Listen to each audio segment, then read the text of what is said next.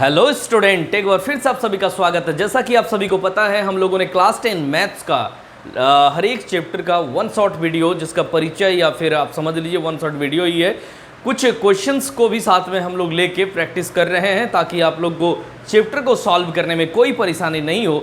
तो उसी क्रम में आज हम लोग पढ़ने वाले हैं क्लास 10 मैथ्स के चैप्टर 7 ज्यामिति, निर्देशांक ज्यामिति को। ठीक है, तो ये एक ऐसा चैप्टर है जिसको आप क्लास 9 में पढ़ना स्टार्ट किए थे। आप लोगों को याद होगा कि निर्देशांक ज्यामिति का जो कंसेप्ट है, बेसिक कंसेप्ट है, वो क्या है, उसको हम लोग दोबारा यहाँ पर रिवीजन एक बार कर लेंगे। और स्पेशली हम लोग 10 क्लास में यहाँ पे देखने वाले हैं दूरी सूत्र, विभाजन सूत्र और त्रिभुज का क्षेत्रफल किस प्रकार से निकालेंगे अगर उसके शीर्ष बिंदु के निर्देशांक दिए हुए हों।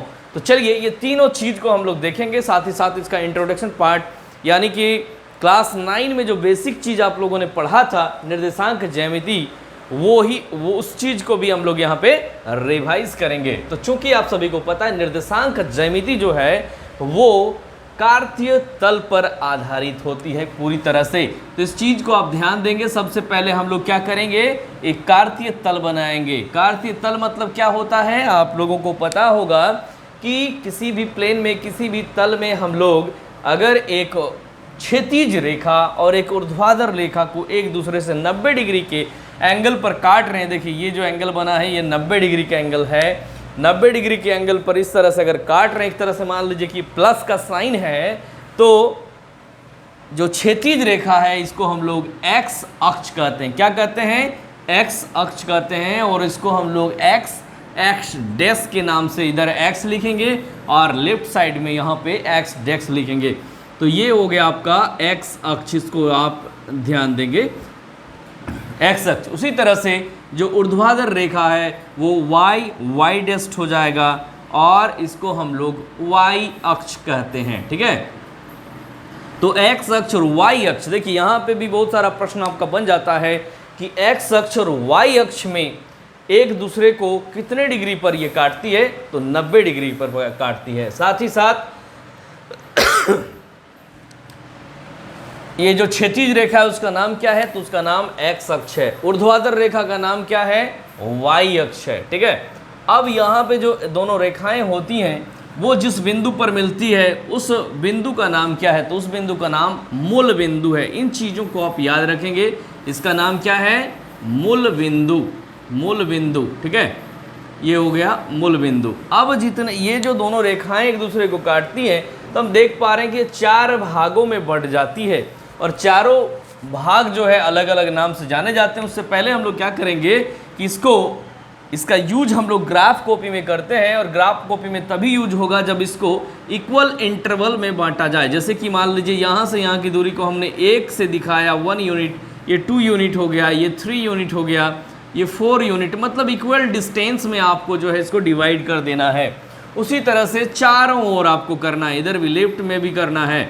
-1 इधर होगा, इधर -2 होगा, इधर -3 होगा, इधर -4 होगा, इधर -5 होगा। चूंकि एक्स अक्ष जिधर जो इधर राइट साइड में पॉजिटिव होगा, 1 2 3 4 5 जैसा कि नंबर लाइन में होता है, और ये मूल बिंदु का 0 होता है। लेफ्ट साइड में -1 -2 -3 -4 और -5 हो जाएगा। उसी तरह से वाई अक्ष को भी आप लोग जो है इक्वल डिस्टेंस में बांट देंगे। तो इस तरह से हम देख पा रहे हैं कि ये 1 है, ये 2 है, ये 3 है, ये 4 है, आगे बढ़ते जाएगा 4 5 इस तरह से, या 1 -2 -3 -4 हो जाएगा। यहाँ पे आप इसको लिख देंगे, इस तरह से आप लिख दिए। तो आप देख लीजिए ये जो है ये पूरा जो चीज़ को हमने बनाया है इसी को कहा जाता है कार्तीय तल। ठीक है, कार्तीय तल में क्या होते हैं, एक्स अक्ष और वाई अक्ष होते हैं। ये एक दूसरे को 90 डिग्री के ऊपर काटते हैं, जहाँ पे काटते हैं उसका नाम मूल बिंदु हो गया। और ये जो रेखाएं होती हैं बराबर दूरी पर, बराबर इंटरवल में एक दूसरे से दूरी बनाए हुए रखते हैं। तो इस तरह से अब हमने क्या कहा था कि ये दोनों रेखाएं एक्स अक्ष और वाई अक्ष एक दूसरे को 4 भागों में बांट लेती हैं, 1 भाग, 2 भाग, 3 भाग, 4 भाग। इसको कहते हैं हम लोग, इस भाग को कहेंगे प्रथम चतुर्थांश। आपको याद रखना है इसको, प्रथम चतुर्थांश इसको कहा जाता है। फर्स्ट क्वाड्रेंट इंग्लिश में इसको कहेंगे फर्स्ट क्वाड्रेंट। ये हो गया सेकेंड क्वाड्रेंट। ठीक है, द्वितीय चतुर्थांश। ये हो गया थर्ड क्वाड्रेंट, यानी कि तृतीय चतुर्थांश, और ये हो गया फोर्थ क्वाड्रेंट, यानी कि चतुर्थ चतुर्थांश। तो इस तरह से हम लोगों ने देखा कि कार्तीय तल 4 भागों में विभक्त हो जाते हैं और चारों का नाम यहाँ से स्टार्ट होता है, प्रथम, द्वितीय, तृतीय और चतुर्थ। इन चीज़ों को आप याद रखेंगे। अब यहाँ पे देख लीजिए आगे क्या है। तो कोई भी बिंदु या कोई भी निर्देशांक आपको दिया है और आपसे पूछ दिया जाए कि ये किस चतुर्थांश में है, तो उसके लिए आप तो पॉइंट को डिनोट करके तो बता ही सकते हैं, दर्शा सकते हैं, लेकिन अगर साइन भी आपको याद रहे तो आसानी से आप बता सकते हैं, क्योंकि सभी जो अलग अलग चतुर्थांश है उसका अलग अलग साइन होता है। तो जो प्रथम चतुर्थांश में होंगे वो प्लस प्लस होते हैं, मतलब दोनों जो x और y एक्स कोऑर्डिनेट और y कोऑर्डिनेट दोनों रहेंगे वो प्लस प्लस साइन को दिखाते हैं। उसी तरह से यहाँ पे जो होंगे वो देखिए x पहले दिखाया जाता है माइनस, और इधर देखिए y में प्लस है तो माइनस प्लस होगा। उसी तरह से देखिए x में माइनस है और y में भी माइनस है तो माइनस माइनस दिखाता है, और ये जो होगा x में प्लस और y में माइनस। इस तरह से अगर आपको दिया हुआ रहे कि 2 - 3 कहाँ है, तो आप आसानी से कह सकते हैं 2 और -3, यानी कि 2 के पहले प्लस है और 3 के पहले माइनस है, तो वो चतुर्थ चतुर्थांश में होगा। अब ये तो था इसका बेसिक। अब हम लोग देख लेते हैं कोई भी निर्देशांक। तो निर्देशांक बिंदु कैसे दिखाया जाता है, तो इस तरह से दिखाया जाता है, ऑर्डर्ड पेड में दिखाया जाता है। ब्रैकेट के अंदर कोई भी 2 नंबर लिखा रहता है, उसके बीच में कोमा रहता है। जैसे 3 2 हो गया, एक निर्देशांक है। इसका मतलब क्या हो गया, तो ये x कोऑर्डिनेट, इसको क्या कहते हैं हम लोग, 3 जो पहला लिखाएगा उसको x निर्देशांक हम लोग कहेंगे, x निर्देशांक, ठीक है। आगे ये जो y2 है इसको कहेंगे y निर्देशांक, ये हो गया y निर्देशांक।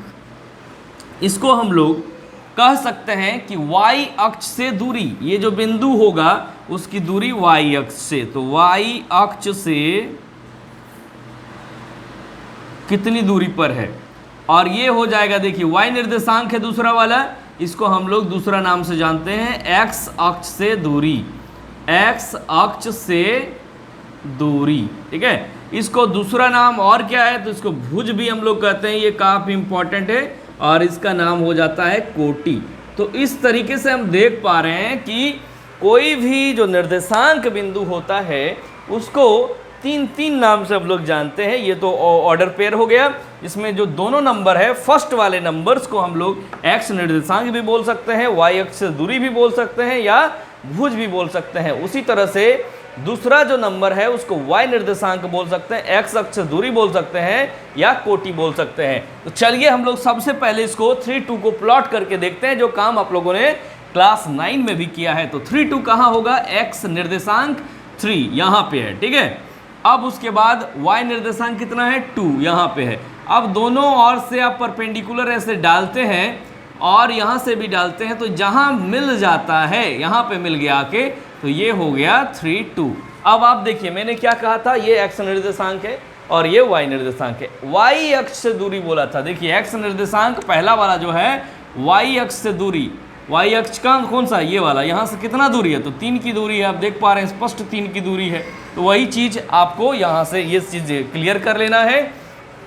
तो हम देख पा रहे हैं देखिए 3 2, 3 के आगे प्लस, 2 के आगे प्लस, कुछ नहीं है साइन, मतलब प्लस प्लस है, देखिए प्लस प्लस सिंबल। इस तरह से हम लोग किसी भी निर्देशांक के नंबर्स को भी देख के, ऑर्डर पेयर को भी देख के बता सकते हैं कि वो किस चतुर्थांश में है। तो ये सारे चीज़, ये जितने भी चीज़ हैं, आप इन कोई भी बिंदु का निर्देशांक आसानी से निकाल सकते हैं। साथ ही साथ निर्देशांक अगर दिया है तो आप बता सकते हो कि x अक्ष से कितना दूरी पर है या y अक्ष से कितना दूरी पर है। तो ये तो इसका बेसिक कंसेप्ट था जो आप लोगों ने क्लास 9 में पढ़ा है। अब हम लोग देखेंगे कि क्लास 10 में स्पेशली क्या चीज़ है। तो क्लास 10 में हम लोग देखेंगे दूरी सूत्र, विभाजन सूत्र और त्रिभुज का क्षेत्रफल निकालना। तो चलिए इसको मिटाते हैं और देखते हैं कि कैसे हम लोग दूरी सूत्र का उपयोग करके कोई भी 2 बिंदु के बीच की दूरी को निकाल लेंगे। अगर आपको समझ में आ गया आसानी से, तो आप क्लास 9 के बुक्स को एक बार अगर आपके पास होगा तो रिवीजन कर लें, 1 घंटे में आपका पूरा रिवाइज हो जाएगा और आप आसानी से क्लास 10 के प्रश्नों को भी बना पाएंगे। इसीलिए क्लास 9 का जो बुक है अगर आपके पास अवेलेबल है तो उसके भी क्वेश्चंस को जरूर बना लें। अभी देखिए हम लोग दूरी सूत्र का उपयोग करेंगे, ठीक है। दूरी सूत्र का उपयोग करके कोई भी दो बिंदु के बीच दूरी को ज्ञात करेंगे, दूरी सूत्र। तो दूरी सूत्र क्या होता है, हम लोग दूरी सूत्र डी से भी लिख सकते हैं, या दो बिंदु मान लीजिए ए और बी है तो ए बी भी लिख सकते हैं, जो आपको सुविधा बुझाए आप लिख सकते हैं। दो बिंदुओं के बीच की दूरी क्या है फॉर्मूला, तो इसका फॉर्मूला होता है root under x2 minus x1 का square whole square plus y2 minus y1 का होल स्क्वायर। ये फॉर्मूला आपको याद रखना है। अगर यहाँ पे a का निर्देशांक क्या है x1 y1 है और b का निर्देशांक x2 y2 है, तो दोनों के बीच की दूरी क्या होगा x2 माइनस x1 का whole square plus y2 minus y1 का होल स्क्वायर अंडर रूट में, ठीक है। तो ये था दूरी सूत्र। अब इससे कुछ प्रश्न हम लोग बना लेते हैं ताकि आप एक्सरसाइज का भी प्रश्न आसानी से बना सकें। तो सबसे पहले हमें क्या मिलना चाहिए, दो बिंदु मिलना चाहिए। कोई भी दो बिंदु का हमने यहाँ पे क्या करेंगे, कोई भी दो बिंदु का हम लोग निर्देशांक ले लेंगे और उसकी दूरी को ज्ञात करेंगे। तो चलिए पहला जो क्वेश्चन हम लेते हैं बुक से ही ले लेते हैं। फर्स्ट क्वेश्चन 2, 3 और 4, 1। पहला ए हम इसको मान लेते हैं 2, 3 और बी ले लेते हैं 4, 1, ठीक है। इस तरह से दो बिंदु ए और बी है, इसके बीच की दूरी को ज्ञात करना है। तो लिख सकते हैं हम ए से बी की दूरी, ए से बी की दूरी बराबर हम ए बी भी लिख सकते थे, इसको ना लिख के इसको भी डायरेक्ट लिख सकते हैं। और यहाँ पे बराबर आपको लिखना है क्या, रूट अंडर जो फॉर्मूला है उसको आप लिख देंगे। क्या फॉर्मूला, x2 माइनस x1 का whole square plus y2 minus y1 का होल स्क्वायर। फॉर्मूला आपको लिख देना है। अब देखिए x2 y2 क्या है, तो आप चाहें तो यहाँ से भी पहले x1 बराबर लिख सकते हैं क्या 2, x2 बराबर लिख सकते हैं कितना, तो x2 यहाँ पे है 4, y1 बराबर लिख सकते हैं कितना 3 है। आप क्वेश्चन से लिख सकते हैं y2 बराबर कितना है तो 1। तो सारा मान को आप ऊपर ही लिख लीजिएगा, उसके बाद दूरी सूत्र लगा दीजिएगा। अब देखिए ए बी का वैल्यू क्या आ जाएगा, तो मान आपको रखना है x2 का वैल्यू क्या है 4, x1 का वैल्यू क्या है तो 2। अब इसको स्क्वायर कर दीजिए, प्लस y2 कितना है तो 1, y1 कितना है तो 3, इसका होल स्क्वायर कर दीजिए। आगे बढ़ाइए इसको 4 माइनस 2, 2 का whole square plus 1 minus 3 minus 2 का होल स्क्वायर। इसको सॉल्व कीजिए तो 2 का स्क्वायर 4 होता है, माइनस 2 का स्क्वायर 4 होता है, तो रूट अंडर 8 इकाई, ठीक है। क्योंकि यहाँ सेंटीमीटर मीटर किलोमीटर कुछ भी नहीं दिया हुआ तो इकाई आप लिखेंगे मात्रक में। तो रूट अंडर 8 जो है ए और बी के बीच की दूरी है। तो इस तरीके से आप कोई भी प्रश्न को, कोई भी दो बिंदुओं के बीच की दूरी को ज्ञात कर सकते हैं। क्या, कौन सी फार्मूला लगा के, तो दूरी सूत्र का उपयोग करके। अब देखिए ये क्या था कि ए और बी के बीच की दूरी था, ए यहाँ पे है बी यहाँ पे, इन दोनों के बीच की दूरी को हमने यहाँ पे निकाल लिया x2 y2। क्या चीज़ आपको दिया हुआ होना चाहिए, तो कोई भी दो बिंदु और उसका निर्देशांक, तब आप इन दोनों के बीच की दूरी को आसानी से ऐसे निकाल सकते हैं कि कितना दूर ये है। लेकिन अगर आपसे कह दे कि ए जो है आपका घर हो गया और बी जो हो गया आपका विद्यालय स्कूल हो गया, ठीक है। अब इस घर से स्कूल जाने के क्रम में बीच में आपको एक किताब दुकान मिल जाता है और वो जो मान लीजिए वो P बिंदु पर है और उसका निर्देशांक आपको XY दिया है, यानी कि पता नहीं है, उसको आपको फाइंड करना है, ठीक है। लेकिन एक चीज़ दिया हुआ है कि घर से वो दुकान और स्कूल से वो दुकान का जो रेशियो है वो 2 अनुपात या M1 अनुपात M2 में अगर है या फिर 2 अनुपात 3 में है, ठीक है। यहाँ से यहाँ की दूरी और यहाँ से यहाँ की दूरी नहीं दिया हुआ है, उसका अनुपात दिया हुआ है कि ये कम है ये ज़्यादा है, ये ज़्यादा है ये कम है, इस तरह का जो है अनुपात आपको दिया रहेगा। तो आप किस तरह से उस दुकान का निर्देशांक बिंदु ज्ञात कीजिएगा वो आप देख लीजिए, इसी को कहते हैं विभाजन सूत्र। तो उसके लिए हम लोग x बराबर फॉर्मूला निकालते हैं m1 x2 plus m2 x1 by m1 plus m2 और दूसरा हो गया y बराबर m1 y2 plus m2 y1 bye m1 plus m2। तो ये दोनों फॉर्मूला आपको याद रखना है, ये दोनों नहीं है, एक ही एक तरह से एक्स वाई कोऑर्डिनेट एक ही साथ आप इसको निकाल सकते हैं। तो देखिए ये m1 m2 क्या है, तो रेशियो है, और x1 y1 तो इसका कोऑर्डिनेट है, और x2 y2 स्कूल का कोऑर्डिनेट यानी b का कोऑर्डिनेट है। तो चलिए इस फॉर्मूले के उपयोग करके हम लोग निकालते हैं और सॉल्व करते हैं एक विभाजन सूत्र का क्वेश्चन। इसको मिटा लेते हैं हम लोग। तो सामने जो फॉर्मूला हमने लिखा है वही है विभाजन सूत्र, इसका उपयोग करेंगे हम लोग और क्वेश्चन को सॉल्व कर लेंगे। तो चलिए एक क्वेश्चन आप ही के बुक से लिया जा रहा है। एक्सरसाइज 7.2 में विभाजन सूत्र का प्रश्न दिया हुआ है। उस बिंदु के निर्देशांक ज्ञात कीजिए जो बिंदुओं -1 7। ठीक है, तो क्वेश्चन नंबर 1 में आपको मान लेना है, क्योंकि देखिए यहाँ कोई बिंदु दिया हुआ नहीं है, तो माना a बराबर जो a का जो निर्देशांक है -1 7 है, और b का जो निर्देशांक है वो 4 -3 हो गया, को मिलाने वाली रेखाखंड को 2:3 में, तो यहाँ पे अनुपात भी आपको दिया हुआ है, m1 अनुपात m2 कितना है, तो 2:3 है। तो ये सारे चीज़ दिया हुआ है, आपको उस बिंदु का निर्देशांक ज्ञात करना है जो इस बिंदु को इतना अनुपात इतना में डिवाइड करता है, यानी कि 2:3 में डिवाइड करता हो। ठीक है, तो चलिए फॉर्मूला है सामने, इस फॉर्मूला को लगाएंगे और सॉल्व कर लेंगे। तो यहाँ पे हम देख पा रहे हैं कि x1 का वैल्यू क्या है, तो a में जो है पहला वो हो गया x1, फिर x2 क्या होगा, तो b का पहला यानी कि 4, y1 क्या होगा, तो 7, y2 क्या होगा, तो -3, और m1 क्या होगा, तो 2, m2 क्या होगा, 3। इस तरह से देखिए सारे मान आपको प्राप्त हो चुके हैं। आप विभाजन सूत्र लगा के आराम से इसको सॉल्व कर सकते हैं। तो यहाँ पे लिख सकते हैं आप विभाजन सूत्र से, विभाजन सूत्र से क्या मिल रहा है आपको, तो x y का मान निकालना है। आप यहाँ पे एक साथ भी निकाल सकते हैं, अलग अलग भी निकाल सकते हैं। तो चलिए हम इस बार एक साथ ही निकाल लेते हैं। x y बराबर क्या मिलेगा आपको, फॉर्मूला आपके पास है m1 x2 plus m2 x1 by m1 plus m2, और दूसरा जो है m1 y2 plus m2 y1 by m1 plus m2, ये फॉर्मूला है। इस फॉर्मूला में सारे मान को आप रख दीजिए, आपको आंसर प्राप्त हो जाएगा।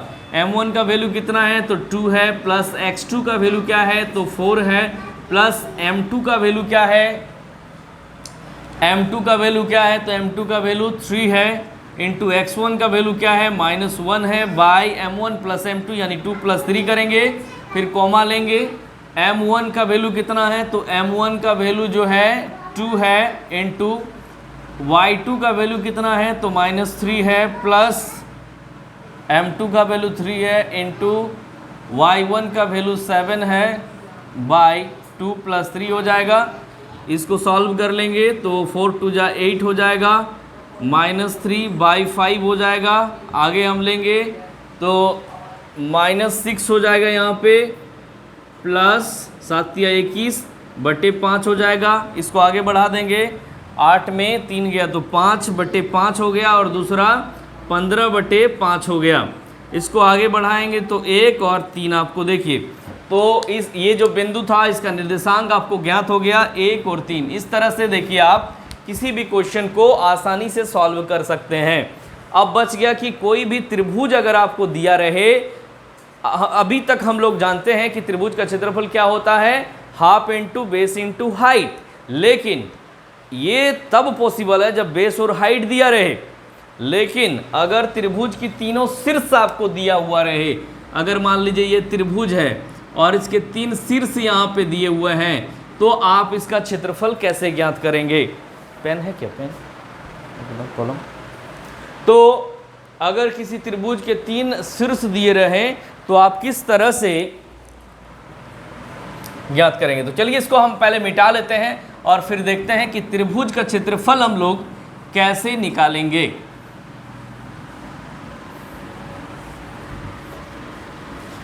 अभी तक हम लोगों ने त्रिभुज का क्षेत्रफल निकालना 2-3 विधि से सीख चुका है। और ये अगला विधि है जिसमें हम लोग फिर से देखेंगे कि अगर शीर्ष दिया हुआ रहे, शीर्ष बिंदु, क्योंकि हम लोग निर्देशांक ज्यामिति में किसी बिंदु से संबंधित चीज़ों को पढ़ते हैं। तो चलिए देख लेते हैं कि त्रिभुज का क्षेत्रफल कैसे निकालेंगे। तो देखिए यहाँ डायरेक्ट हम एक क्वेश्चन को ले लेते हैं। तो क्वेश्चन क्या है? क्वेश्चन है 2 3 -1 0 2 -4। तो यहाँ पे 3 बिंदु दिए हुए हैं और तीनों बिंदु जो हैं वो त्रिभुज के, इस तरह से एक त्रिभुज है और इस त्रिभुज के ये शीर्ष हैं, ठीक है। तो A है आपका 2 3, B है आपका -1 0 और C है आपका 2 -4। अब यहाँ पे हम सभी का मान लिख लेते हैं। x1 का मान 2 हो गया, x2 का मान -1 हो गया और x3 का मान 2 हो गया, y1 का मान 3 हो गया, y2 का मान यहाँ पे 0 हो गया, y3 आपका -4 हो गया। अब आप फॉर्मूला त्रिभुज का क्षेत्रफल, त्रिभुज का, इसीलिए त्रिभुज का क्षेत्रफल क्या हो जाएगा?